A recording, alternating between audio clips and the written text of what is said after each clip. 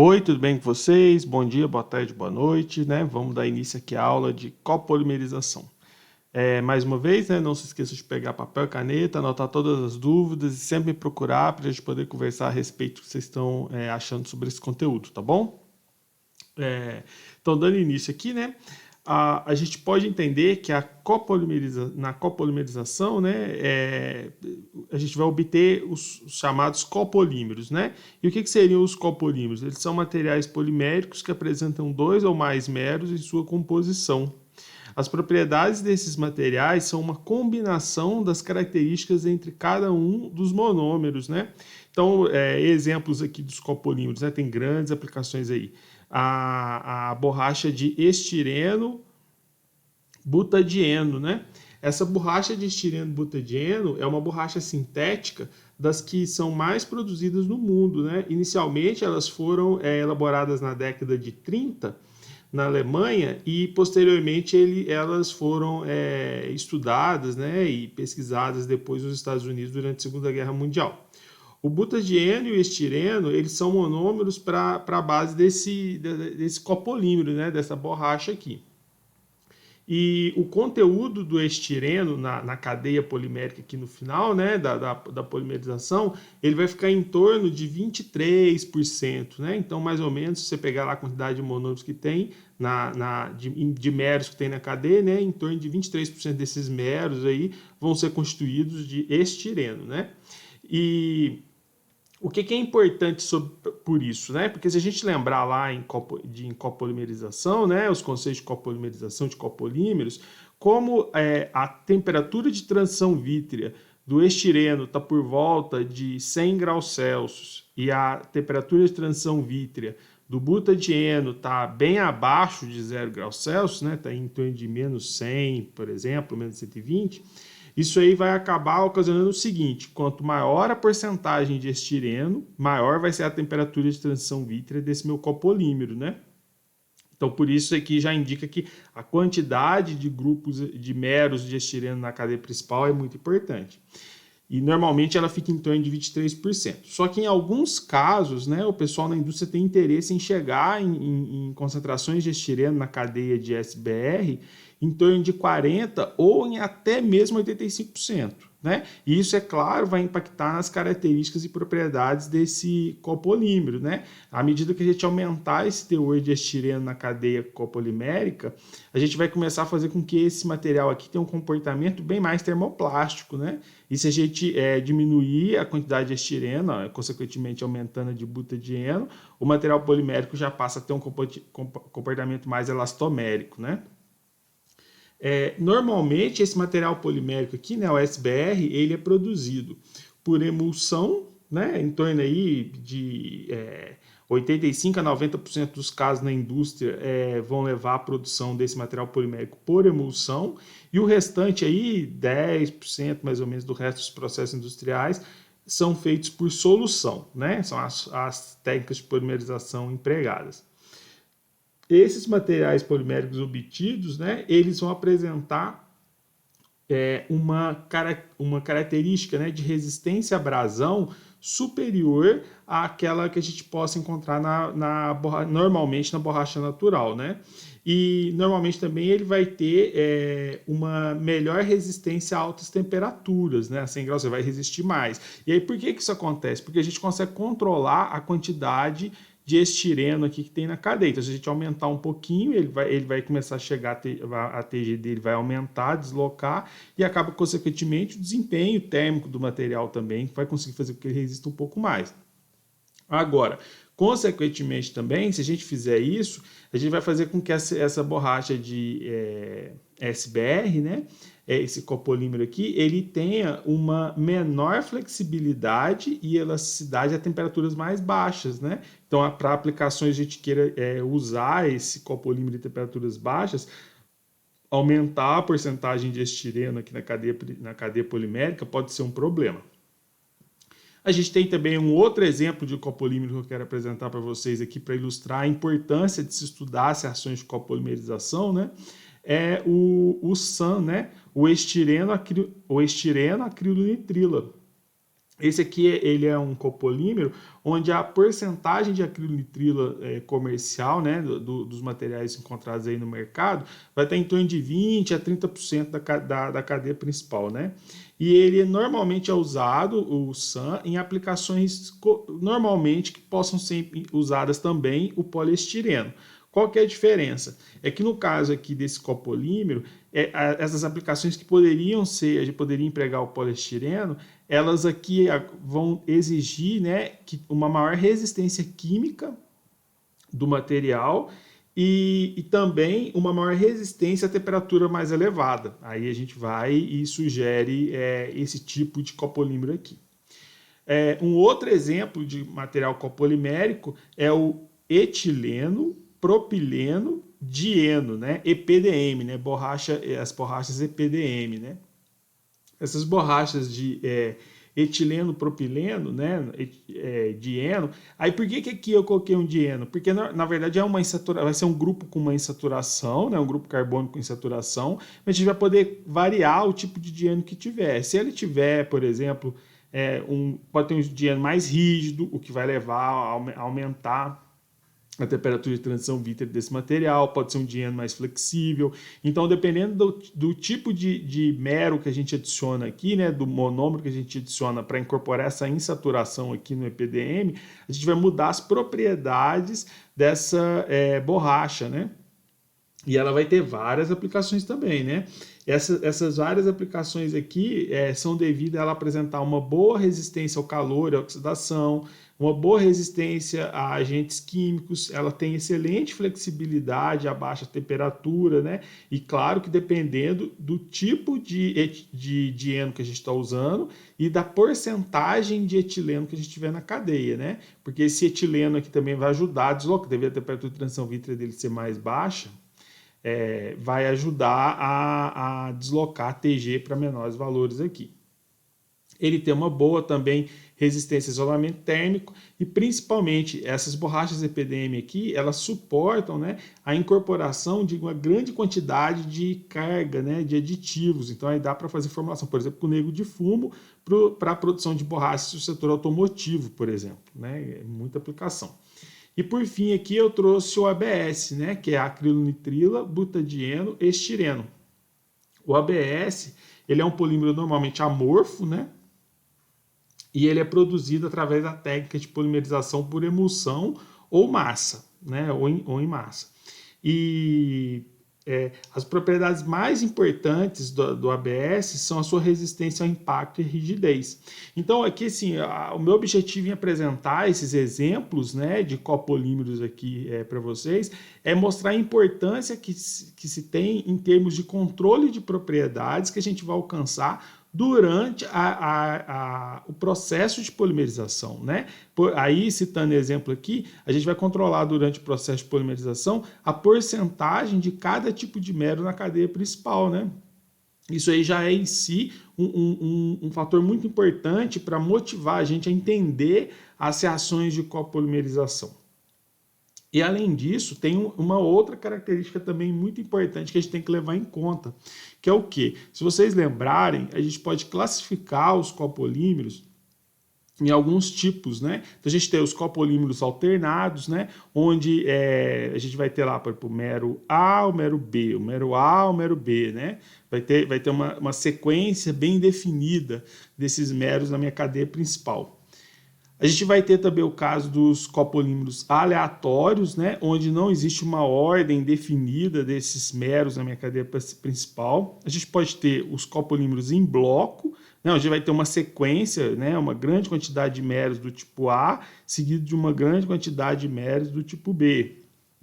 E os copolímeros enxertados, né, ou grafitizados, onde a gente tem uma cadeia principal com um único tipo de mero e enxertos, né, ramificações laterais aqui de um tipo de mero B, por exemplo, né, um mero diferente aqui.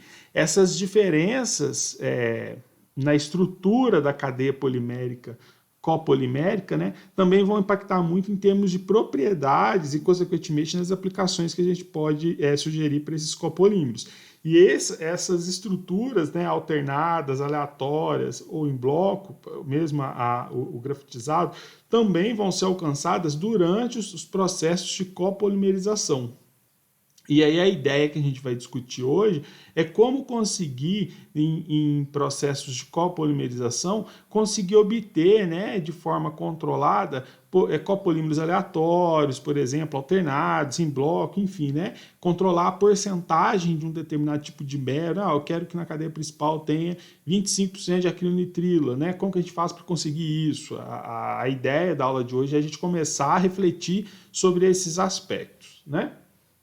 E aí, para poder fazer esse tipo de estudo, a gente vai seguir com a copolimerização via radicais livres, né? A gente lembra lá que a gente tem a poliadição via radicais livres e a poliadição iônica, né? Que pode ser catiônica ou aniônica, né? Aí, essa classificação dessas reações, ela está associada ao tipo de iniciador, né? Quando o iniciador, ele gera no meio reacional radicais livres que vão dar origem às cadeias poliméricas, a gente fala que é uma reação via radicais livres, né? Uma reação de polimerização por crescimento em cadeia via radicais livres. E aí, aqui no caso, a gente vai usar esse mecanismo via radicais livres para poder ilustrar a reação de copolimerização, mas a discussão é muito semelhante se a gente pensar em termos de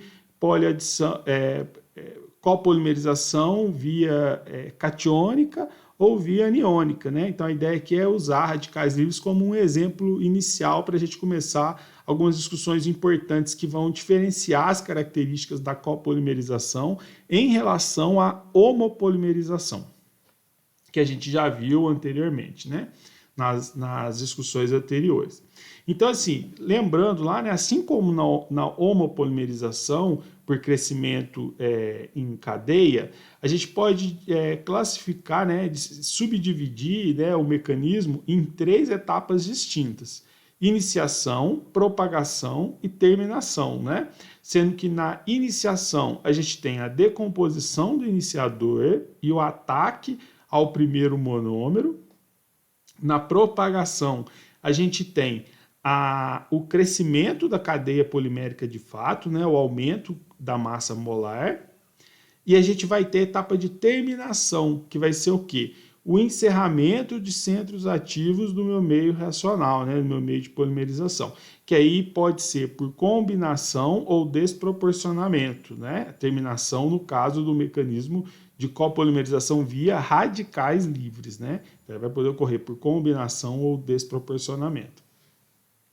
E aí, o que eu quero ressaltar aqui para vocês é que a etapa de iniciação e a etapa de terminação, elas vão seguir a mesma linha de raciocínio desenvolvida para homopolimerização. Então, não vai mudar. O ataque, a decomposição do iniciador, produção do radical livre, ataque ao primeiro monômero lá na iniciação, isso aí é idêntico. O que vai alterar, e a terminação é a mesma coisa, combinação de desproporcionamento. O que a gente vai ter que fazer algumas inclusões no raciocínio, né? Começar a refletir em alguns aspectos aqui importantes, a etapa de propagação, né? A gente vai ter que fazer umas considerações cinéticas de algumas possibilidades que podem ocorrer na etapa de propagação. Então vamos lá, vamos começar a nossa discussão. Na etapa de propagação, né? Então vamos imaginar, eu coloquei aqui uma suposição, um meio racional onde a gente tenha 2 meros, né? Somente 2 monômeros, né? Então a gente tem o monômero A e o monômero B, né? E eles vão reagir entre si para dar origem ao meu copolímero. Aí nesse caso, a gente tem 4 opções de reações entre esses 2 monômeros, né? Que seria o quê? O iniciador se decompôs, atacou o meu primeiro monômero, vamos pensar que ele atacou o monômero A. Então ele formou um macro radical livre A, né? Que eu estou chamando aqui de A asterisco. neste caso, esse asterisco aqui, ele vai poder atacar um segundo monômero, né? E esse segundo monômero lá no meu meio racional vai poder ser tanto o monômero A quanto o monômero B. Então eu tenho duas opções de reação para esse meu macro radical livre A. Asterisco aqui, né? No caso dele atacar um outro monômero A, a gente vai ter uma reação aqui, ó. O macro radical A interage com o monômero A e dá origem, né, a um macro radical A. Aí eu tenho uma constante cinética, KAA. E no caso ele atacar o B, eu vou ter o macro radical A interage com o monômero B, dando origem ao macro radical AB, né, asterisco. E aí eu tenho uma constante cinética do tipo AB. Eu posso fazer o mesmo raciocínio agora, imaginando que o meu macro radical agora formado é o monômero B. Ele vai poder atacar, então, né, o meu macro radical livre B, né, asterisco aqui, ó, vai poder atacar meu monômero A e dar origem ao meu macro radical livre B, A asterisco, ou o meu macro radical livre B, asterisco, pode atacar um monômero B e assim formar o meu macro radical livre B, B asterisco, né? Aí constante cinética nesse caso, KBB, né? Então essas aqui são todas as possibilidades para um meio de propagação, né, da etapa de propagação para o meu meio reacional ali envolvendo dois monômeros, né? Monômero A e monômero B. Aí eu criei aqui, né, uma razão, né, propus uma razão entre constantes cinéticas. Então eu coloquei que o RA, né, vai ser igual à razão entre KAA e KAB, né, que são essas duas constantes cinéticas aqui, das possibilidades onde meu macro radical, né, no reagente aqui, é o macro radical livre A asterisco. Ó. E aí criei essa razão aqui, RA. Eu posso fazer de forma análoga também a razão RB. Essas razões aqui, a gente vai chamar elas de reatividade dos monômeros A e B, respectivamente, né? E o que elas querem dizer, né? Eu vou até usar elas lá na frente depois, mas eu já quis colocar elas aqui para vocês pensarem sobre elas, já ir pensando sobre elas, né?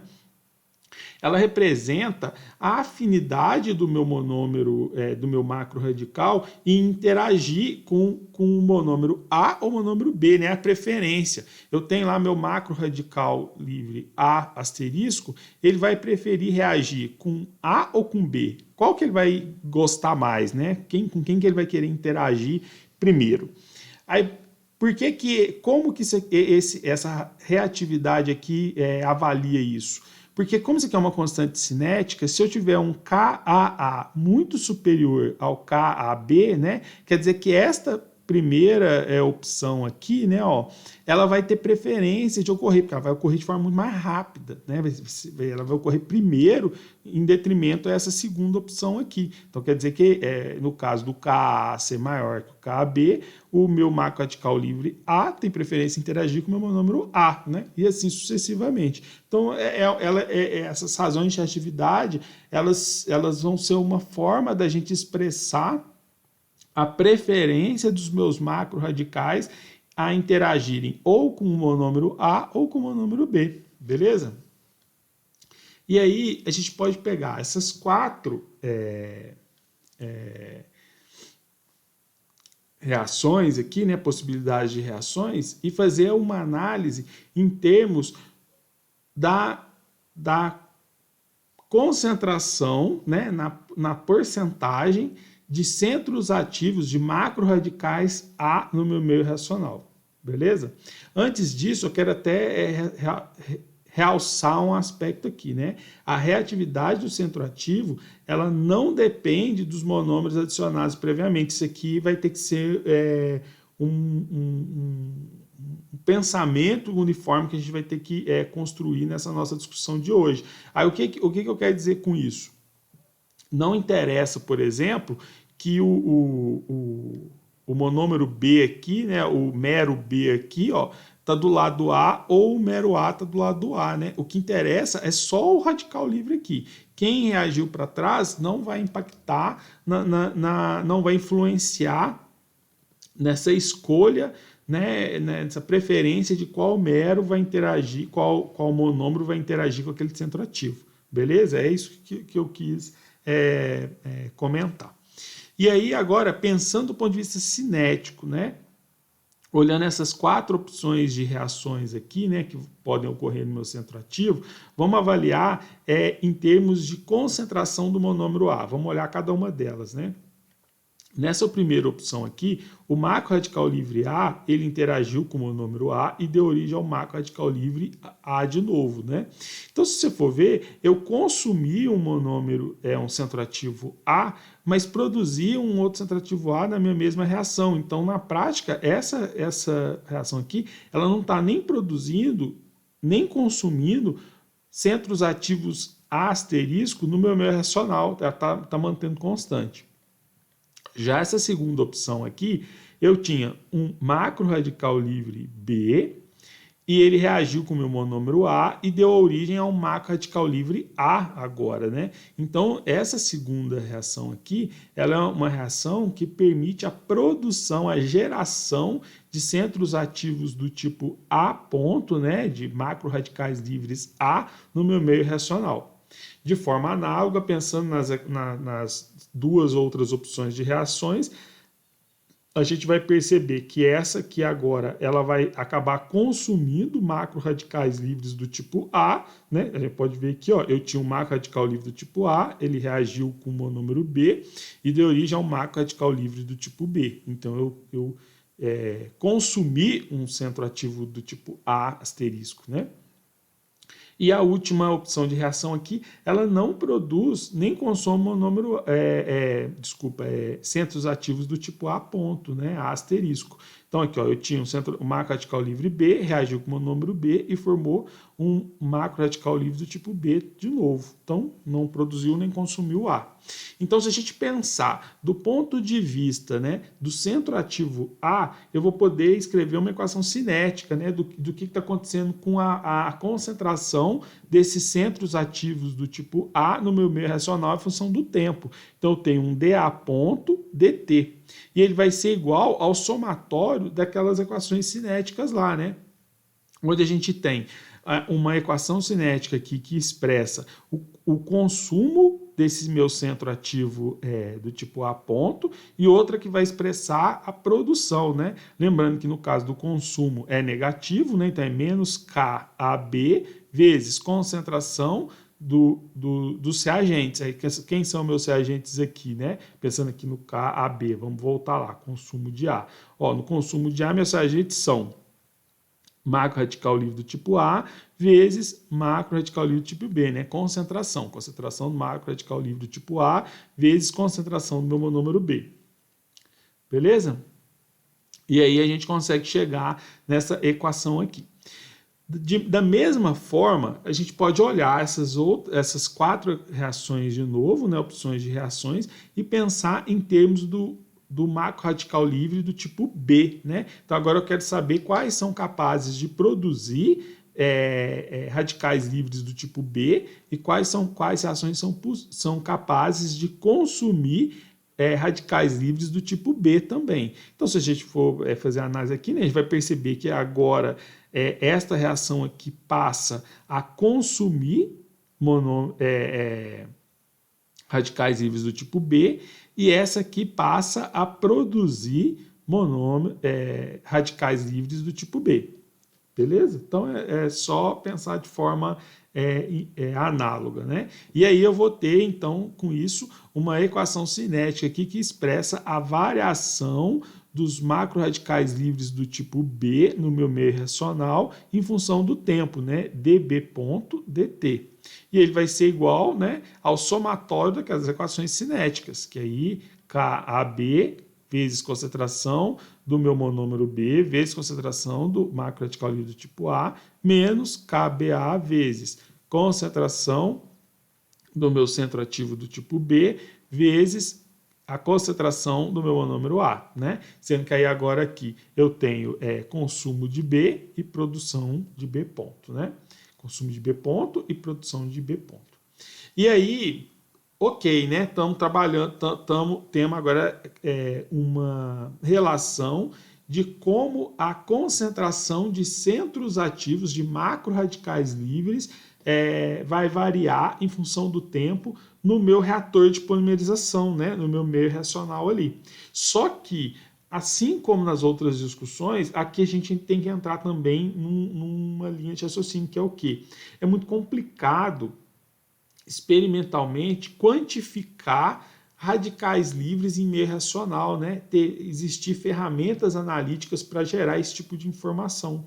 Então, o que a gente vai ter que fazer? A gente vai ter que dar uma forma de tentar encontrar como relacionar essa concentração de centros ativos no meu meio racional com a concentração de monômeros, né? E assim como a gente fazia nas outras discussões, a gente vai fazer aqui também, que é o quê? O artifício nosso vai ser fazer a análise desse processo de copolimerização dentro do estado estacionário, né? E por que fazer essa abordagem dentro do estacionário vai ser importante? Porque numa condição de estado estacionário, dentro desse meu reator de polimerização, né, durante o processo de polimerização, a concentração de centros ativos A e a concentração de centros ativos B é constante no meu meio de polimerização, ela não vai variar. Então eu posso dizer que dA.dt é igual a dB.dt, que é igual a zero. E aí, como eu tenho aquelas duas expressões que a gente refletiu sobre elas no slide anterior, a gente vai conseguir encontrar uma relação entre, né, uma razão, na verdade, entre a concentração de centros ativos do tipo A ponto e a concentração de centros ativos do tipo B ponto no meu meio racional. E ela vai óbvio, né, ser representada pela razão entre as constantes cinéticas e as concentrações dos meus monômeros. Então, muito interessante esse resultado aqui. Mas vamos também deixar ele por um período de stand-by aqui, porque eu vou criar algumas definições aqui importantes para poder aplicar esse conceito aqui, né, onde a gente vai poder aplicar esse conceito. Aí, a definição que eu quero criar aqui é a definição da fração molar de monômeros que foi adicionada à cadeia polimérica por unidade de tempo, né? Então, esse aqui é um conceito cinético também, né? Só que aí aqui, o que eu estou avaliando, né? A quantidade, a fração molar, a quantidade de monômeros que foi adicionada à cadeia polimérica por unidade de tempo está relacionado, né, na prática, o que eu estou querendo dizer é a fração de meros na minha cadeia polimérica, né? Porque quando um monômero é absorvido durante o processo durante a etapa de propagação no meu macro radical livre ali, o que ele está fazendo é sendo incorporado à minha cadeia polimérica. E aí, quando ele é incorporado ali, voltando àqueles exemplos lá que a gente citou, né? Por exemplo, no copolímero de estireno butadieno ali está em torno de 23%, a concentração de estireno, seria exatamente isso, eu conseguir manter essa concentração de 23%, por exemplo, né, ter um controle aí de qual porcentagem de um determinado tipo de mero na minha cadeia copolimérica. E aí eu posso fazer isso pensando num meio racional que tenha dois monômeros no meu reator de polimerização. Eu posso pensar numa fração molar do meu monômero A, que foi adicionada à cadeia polimérica por unidade de tempo, ou a fração molar do meu monômero B, que foi adicionada à minha cadeia polimérica por unidade de tempo, né? Que eu tenho dois monômeros ali envolvidos. E aí, lembrando, né, é claro que como é uma fração molar, então o somatório do F maiúsculo A mais F maiúsculo B é igual a 1, né? Então o somatório tem que dar 100%, né? Então vamos pensar lá, se eu tenho 25% de estireno, eu vou ter que ter aí 75% de acrilonitrila, né? Para formar aí o SAN, né? O meu copolímero. Então, assim, o somatório tem que dar 100% ou 1, né? Caso seja aí, se eu não expressar em termos de porcentagem, 0,25, 0,75. Beleza?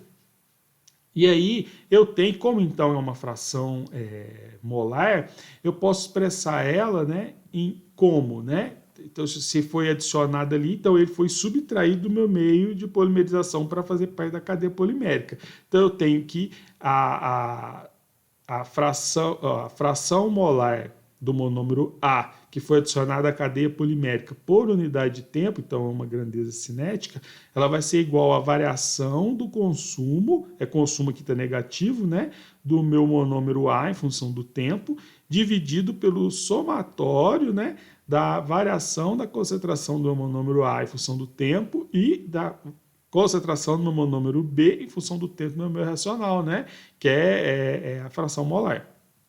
Posso pensar de forma análoga para a fração molar do meu monômero B também, né? Então aí vai ser o quanto está variando essa concentração do meu monômero B no meu meio racional em função do tempo. Aí como eu estou tendo uma redução na concentração do meu monômero B, porque ele está saindo do meu racional e sendo incorporado à cadeia polimérica, então eu estou tendo uma redução, aí no caso, então, eu coloco o símbolo negativo, né? Assim como está tendo variação também no A. E aí eu posso fazer uma relação entre a fração molar do meu monômero A na cadeia polimérica em função do tempo e a fração molar do meu monômero B, do meu mero, né, B, na cadeia polimérica em função do tempo, né, usando essas relações aqui de fração molar. Se eu fizer isso, né, a gente vai perceber que a fração molar do meu mero A na cadeia polimérica e a fração molar do meu mero B na cadeia polimérica vai ser igual à variação da concentração de A em função do tempo dividido pela concentração de B em função do tempo, né, no meu meio racional. Lembrando que eu tirei o negativo aqui porque eu dividi um negativo pelo outro, né, então cancela. E aí eu vou poder fazer uma análise de volta naquelas 4 opções de reações que os meus radicais livres tinham no meu racional. Por quê? Agora, lembra, da outra vez, a gente estava no início da nossa aula de hoje, a gente estava discutindo essas 4 opções aqui em termos de centros ativos no meu racional. A gente estava tentando identificar quais eram as reações que consumiam ou produziam centros ativos do tipo A ponto. Agora a gente vai olhar essas 4 reações, vai revisitar essas 4 opções de reações aqui, né, em termos do consumo de monômero A. Né? Então vamos ver aqui, ó, essa primeira reação aqui, onde eu tenho marca radical livre do tipo A reagido com o monômero A, dando origem ao marca radical livre do tipo A ponto, né? Ela é uma reação que leva ao consumo do monômero A. E essa outra reação aqui, ó, né, B ponto mais A, dando origem ao BA ponto, também está consumindo meu monômero A, que está no reagente. Aí aqui, então marquei aqui de laranja, né, essas duas opções de reações aqui, elas são reações que envolvem o consumo do meu monômero A, e essas outras duas aqui, que eu marquei em verde, são reações que envolvem o consumo do meu monômero B, né? E aí eu posso dizer, então, que a variação, né, total, né, do meu monômero A no meu meio racional em função do tempo vai ser igual ao somatório dessas reações aqui marcadas em laranja, né, que vai gerar essa expressão aqui, ó, expressão cinética.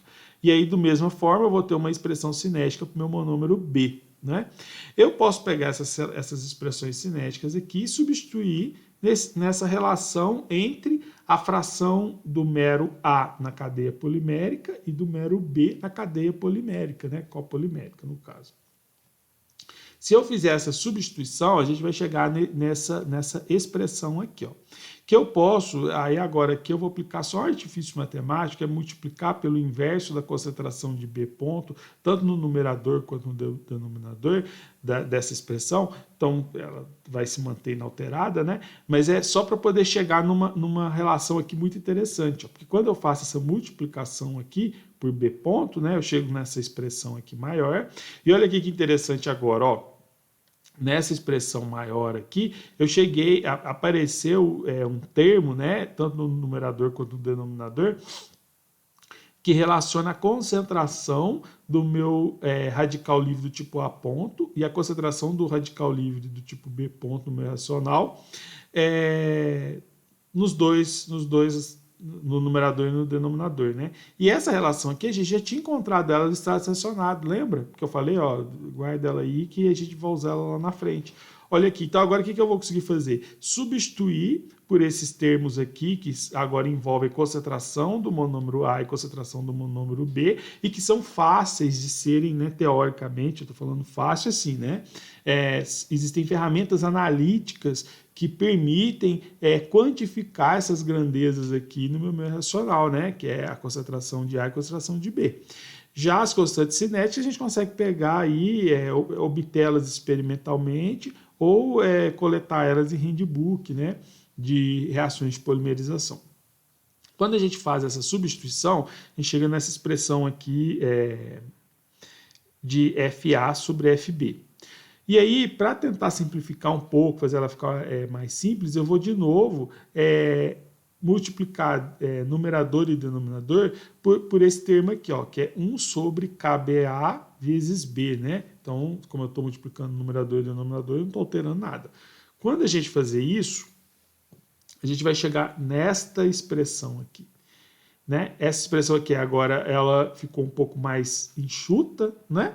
E além de ter ficado um pouco mais enxuta, apareceu dois termos aqui muito interessantes, né? Dois termos aqui, tanto um numerador quanto no denominador, muito interessante, que é o quê? Razões entre constantes cinéticas. E essas razões entre constantes cinéticas são aquelas reatividades que eu falei para vocês no início, né? Que vão quantificar para nós a preferência, a afinidade de um centro ativo reagir com um mero ou com outro, né? A preferência que ele vai ter. E aí eu vou conseguir substituir agora aqui por essas reatividades entre os monômeros A e B, o RA e o RB, ó. Dá para fazer isso, né? O RA aqui e o RB. E aí a gente, teoricamente, resolveu, né? Só que do ponto de vista cinético, eu ainda quero trabalhar um pouquinho mais essa equação. Por quê? Eu queria conseguir expressar aqui, não em termos de concentração, a fração, porque aqui essa equação está mostrando para nós a fração molar do meu mero A e do meu mero B na cadeia polimérica, a relação disso com a concentração do meu monômero A e do meu monômero B no meu meio racional. Só que em vez de expressar em termos de concentração do meu monômero A e do meu monômero B no meu meio racional e as reatividades, né, eu acho que seria melhor a gente expressar em termos de fração molar de monômero A e B no meu meio racional também, porque expressar em termos de fração molar ajuda muito. A análise, né, e a interpretação dos dados de processos de polimerização. E aí, então, né, eu posso entender, né, lembrando lá que a fração molar dos meus monômeros A e B podem ser expressas dessa forma aqui, né? Aí para diferenciar, eu chamei essa fração molar aqui dos monômeros de F minúsculo, né? Então, Fzinho A vai ser igual a concentração de A no meu meio racional dividido pelo somatório aqui de A e B. E B, o Fzinho B é a mesma coisa, né?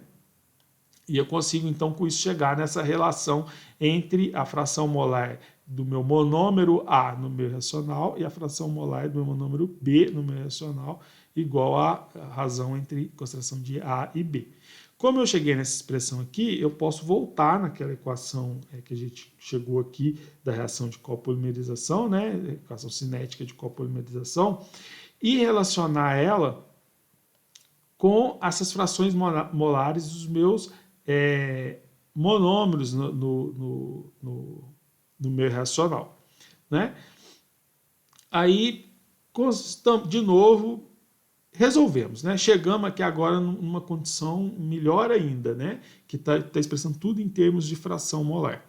Só que eu ainda quero fazer um último ajuste, que é o quê? Eu quero expressar toda essa equação aqui somente em termos do meu monômero A, por exemplo, para poder facilitar, né, a análise.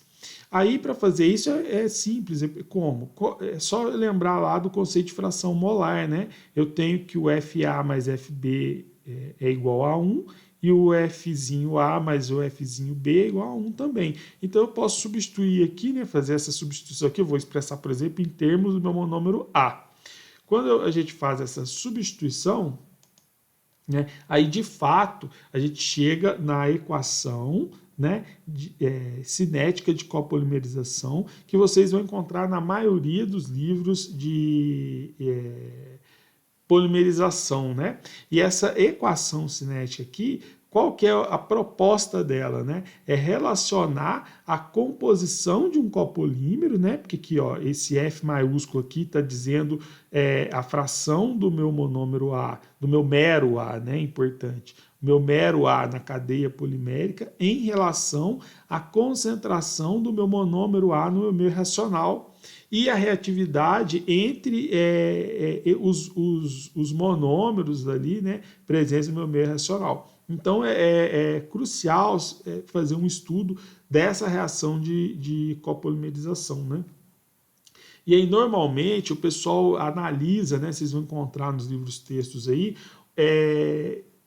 diagramas, né, que relacionam para um dado par, né, de monômeros ali numa reação de copolimerização, a fração de um monômero A no meio racional, a razão, né, a relação da fração de um monômero A no meio racional, em relação à sua fração na cadeia polimérica, para diferentes razões de reatividade, né? Então aqui eu tenho várias razões de reatividade aqui apresentadas. Tem alguns casos particulares desses diagramas aqui que eu quero analisar com vocês aqui para iniciar a discussão, né? A primeira delas, né? Então, o que a gente vai supor aqui? Qual vai ser o primeiro caso, né? Vamos supor que a razão de reatividade A e a razão de reatividade do monômero B sejam iguais a zero, né? Então, o que isso quer dizer, né? Eu estou querendo dizer que a constante cinética AA dividido pela constante cinética AB é igual a zero. O análogo para a reatividade do monômero B. Quando que isso vai acontecer, né? Quando isso vai ser verdade, né? Quando isso aqui vai acontecer? Quando a constante cinética AA for muito menor que a constante cinética do tipo AB, né? Então eu estou pegando um número muito pequeno dividido pelo um número grande, né? Aqui, ó. Então eu tenho que o RA tende a zero. E a mesma coisa para o B. O que significa o KA ser muito menor que o KB? Quer dizer que o monômero A ele prefere reagir com o monômero B, né? Ele vai correr a reação do monômero A do macro radical livre A com o mero B, vai correr de forma muito mais rápida, né?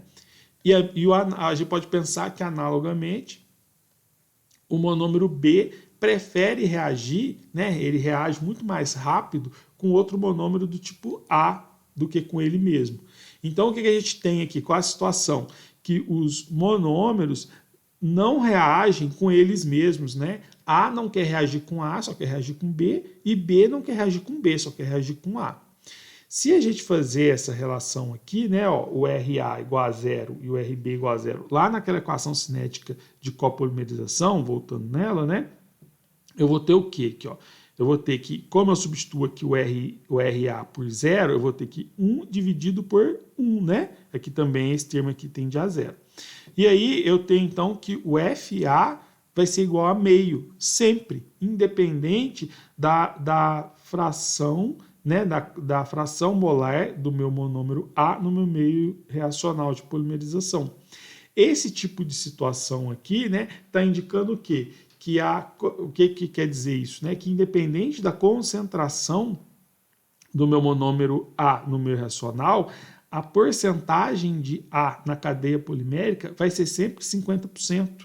E isso vai acontecer, né? Lembrando lá que A vai querer reagir com B e B vai querer reagir com A, que eu estou produzindo sempre aquele copolímero tipo AB, AB, AB, né? Que é o copolímero alternado, né? Então essa é uma situação específica onde a gente consegue obter copolímeros alternados, beleza? Vamos agora ver um segundo caso, né? Dessa equação cinética de copolimerização aqui. Agora, nesse segundo caso, vamos supor que a razão de reatividade do monômero A seja igual ao do monômero B, que seja igual a 1, né? Nesse caso, qual a conclusão que a gente vai chegar? Que as constantes cinéticas são todas iguais entre si, né? Elas são vão ter exatamente o mesmo valor. E o que isso implica? Qual é o significado disso? Né? Que um monômero não tem preferência em com que ele quer reagir. A reage com B e reage com ele mesmo, na mesma intensidade com que B reage com A e reage com ele mesmo. E se a gente fazer essa análise, né, que seria o quê? Substituir esses termos RA e RB por 1 aqui na equação cinética de copolimerização, a gente conseguiria chegar numa relação onde a fração do meu mero A na cadeia polimérica, né, copolimérica aqui no copolímero, vai ser igual à fração do meu monômero A no meu meio reacional, né? Vai ser sempre igual. Esse tipo de relação aqui, né, uma relação linear, né, ela é uma relação, por exemplo, se eu tiver lá no meu meio reacional 30% do meu monômero A, eu vou ter no meu copolímero 30% de A. Se eu tiver 70% no meu racional do meu monômero A, eu vou ter no meu copolímero na cadeia polimérica dele 70% do meu mero A. Esse tipo de relação linear gera os copolímeros aleatórios, né? Porque não tem preferência nenhuma. Aqui, vai ter hora que A vai reagir com A, depois reage com A de novo, aí uma hora ele reage com B, depois reage com A de novo, aí depois reage 3 vezes com B, né? Então, assim, ele não tem uma preferência, aí isso vai acabar ocasionando na formação dos meus copolímeros aleatórios. Aí só um adendo aqui, né? Voltando àquele diagrama inicial que eu mostrei lá para vocês, esses casos que eu estou colocando, eles estão todos representados no diagrama. Olha que vocês vão conseguir notar as linhas ali, né? São casos especiais aqui, né, do diagrama que eu estou apresentando para discutir. A gente vai ter um caso também, eu chamei caso 3A, né, que é o caso onde o que acontece? A razão de reatividade de A é maior que 1 e a razão de reatividade de B é menor que 1. Se a gente fazer, então, né, em termos das constantes cinéticas, o que a gente está querendo dizer com isso, então? No caso de RA, eu estou querendo dizer que a constante cinética AA é maior que a constante cinética AB. E aqui em RB, eu estou querendo dizer que a constante cinética BB é menor que a constante cinética do tipo BA. Isso aqui está mostrando claramente para nós que o monômero A, né, o macroradical livre do tipo A, ele prefere reagir com A, com o monômero A, e o B prefere, o macroradical livre do tipo B, prefere reagir com o monômero A também, né? Aqui, ó, você pode ver que o KBA é maior que o KBB. Aí, neste caso, então, a gente vai ter qual situação? A gente vai ter uma situação onde vai existir uma preferência por criar grupos do tipo, segmentos de cadeia do tipo A, né? Então eu teria o que ali? Vários meros A na cadeia polimérica, e aí vai chegar num ponto que a concentração desses meros A no meio reacional vai diminuir, e aí até por quantidade, né, eu vou começar a aumentar a concentração de B, porque ele não vai estar reagindo no meu monômero B, e aí acaba entrando um B ali. Esse tipo de situação gera os copolímeros em bloco, né? E a quantidade o comprimento, né, desses blocos de mero A, né, vai depender da concentração deles no meio reacional e da reatividade também, né? Lembrando que quanto mais diferente de um, né, quanto mais variar em relação ao número 1, maior vai ser esse desvio em relação aos copolímeros onde do tipo apresentado no caso tipo 2, né, os copolímeros aleatórios. Beleza? Então aqui seria essa curva aqui, inclinada aqui, né, em relação, coloquei aqui representando aqui em relação ao aleatório, onde a razão de atividade é igual a 1. Esse seria o caso 3A. A gente pode ter também um caso 3B, né, que eu chamei 3B, que seria agora o que vai acontecer? O RA é menor que 1 e o RB é maior que 1.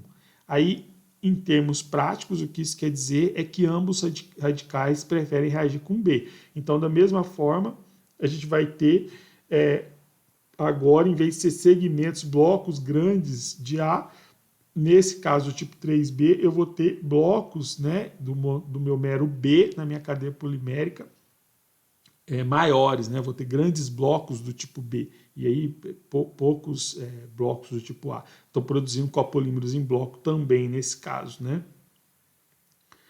A gente pode ter eu também coloquei aqui um caso 4, né? Uma variação aqui, o caso 4. Nesse caso 4 aqui, eu coloquei qual é a situação. A razão de reatividade A agora, do monômero A, é menor que 1 e a do monômero e a razão de reatividade do meu monômero B também é menor que 1. Se a gente fizer as relações, né, a gente vai ter que KAA é menor que KAB e KBB é menor que KBA. O que isso mostra para nós? Que nenhum macro-radical, né, o macro-radical do tipo A, ele não prefere reagir com ele mesmo, com A, ele prefere reagir com B.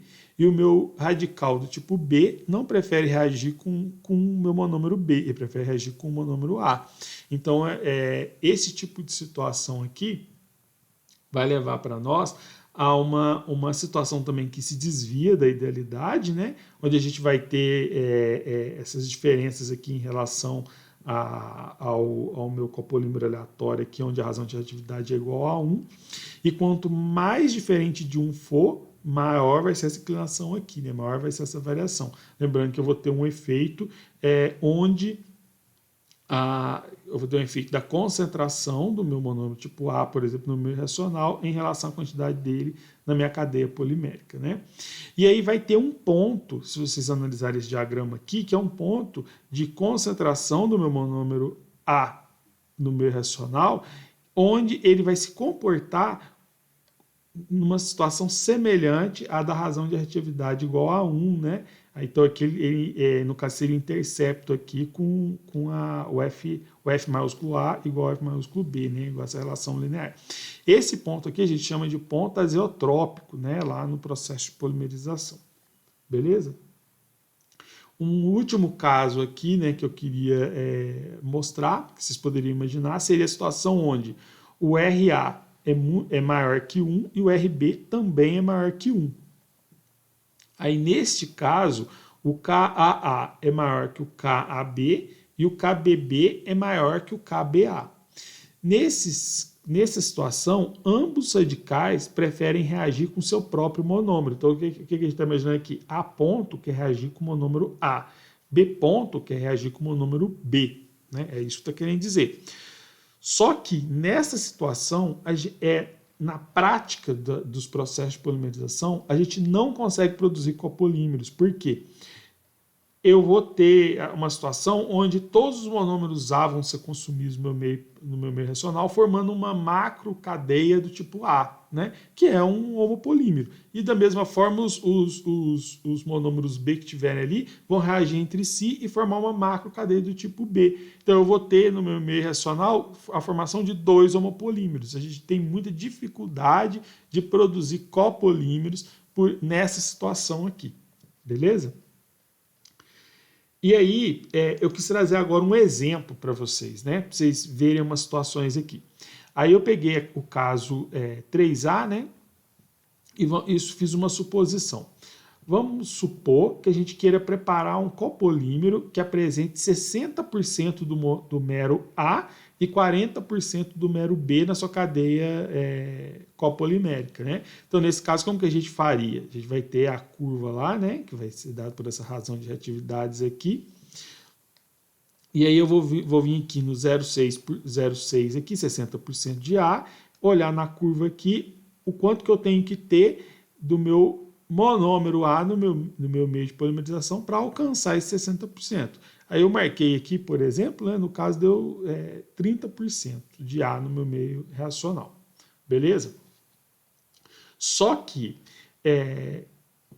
existe um desafio tecnológico aqui nessa situação. Foi por isso que eu quis ilustrar ela para mostrar algumas situações, né, que diferenciam a equação científica que a gente produziu com situações práticas lá da indústria, né?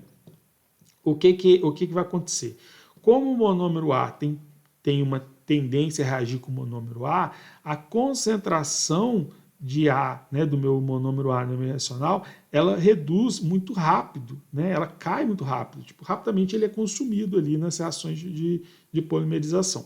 Como eu vario essa concentração de A, então, muito rápido, vai acabar, do meu meio reacional, né, do meu monômero A no meu reacional, vai acabar que a fração de A no meu copolímero também vai ser alterada, né, e eu tenho um drift aqui, né, um deslocamento aqui, chegando a levar numa situação onde eu vou ficar longe dos 60% de A na minha cadeia polimérica. E pode ser que para uma dada aplicação isso não seja muito bom, né, não seja um interesse industrial.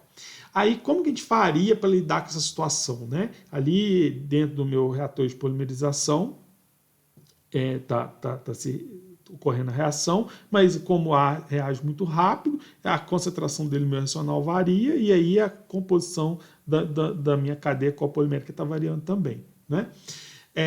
Tem algumas soluções. Uma delas é a gente trabalhar com reatores semi-batelada. Por quê? O que a gente vai fazer aqui nesse reator semi-batelada? A gente vai, de forma periódica, alimentar esse reator semi-batelada com o monômero A. Então a gente coloca lá o monômero A, coloca o monômero B, as condições de polimerização, ele vai agitar, normalmente tem um trocador de calor aqui, caso precise aquecer, né, para controlar a temperatura. A ação de polimerização começa a acontecer e de vez em quando a gente entendendo esse comportamento cinético, né, essa velocidade com que eu estou tendo consumo do monômero A no meu reacional, eu venho ali de vez em quando, abro aqui o meu reator semi-batelada e adiciono mais monômero A, de forma a tentar manter esse FA constante, né, essa fração molar do meu monômero A no meu reacional constante ao longo do tempo. Caso a gente use essa estratégia aqui, a gente ia conseguir produzir copolímeros, todos eles, com 60% de A na cadeia polimérica, né? Sem prejuízo. Essa é uma estratégia. Ela é a única? Não, tem outras opções. Uma outra opção seria a gente controlar a temperatura do meu meio reacional com foco em garantir esses 60%, nessa fração molar aqui de 60% de meros do tipo A na cadeia polimérica, para poder evitar esse drift na composição, né, do meu copolímero. Como que a gente... por que controlar a temperatura? Porque a razão de reatividade, né, que como ela é uma constante cinética, ela é um parâmetro dependente da temperatura. Então a gente conseguiria variando, a gente pode, através da compreensão de como essas constantes cinéticas variam em função da temperatura, imaginar um perfil de temperaturas, né? Projetar um perfil de temperaturas no meu meio reacional, de forma a tentar manter, usando a razão de reatividade, né? Alterando essas razões de reatividade aqui, manter a fração molar em 60%, de A na minha cadeia polimérica, que é o objetivo do nosso cliente, né? E uma terceira opção, né, seria a gente trabalhar com reatores do tipo tanque agitado contínuo em estado estacionário. Que aí o que seria agora aqui? Nesse caso, esse tipo de reator, o que a gente vai ter? Alimenta ele com o monômero A, o monômero B, coloca o iniciador, ajusta a temperatura, ele vai estar sendo agitado, né? E aí, nesse tipo de reator aqui, a gente vai estar sempre alimentando, né, de forma controlada, de acordo com as condições cinéticas de consumo de ar, a gente vai alimentando o ar para manter ele constante em 30% no meu reacional, e o polímero produzido, à medida que ele vai sendo gerado, ele já vai sendo removido nessa corrente de processo aqui, ó, no meu reator de polimerização. Então, o que vai acontecer? A concentração, né, de A, a fração molar de A no meu meio reacional, se mantém constante aqui também. Então, seriam essas três opções aí. Eu acho que foi um bom exemplo para ilustrar como aplicar essa equação cinética de copolimerização em situações práticas, né? O que eu tinha para falar é isso. Espero que vocês estejam todos bem, tenham anotado todas as dúvidas. Até mais. Tchau.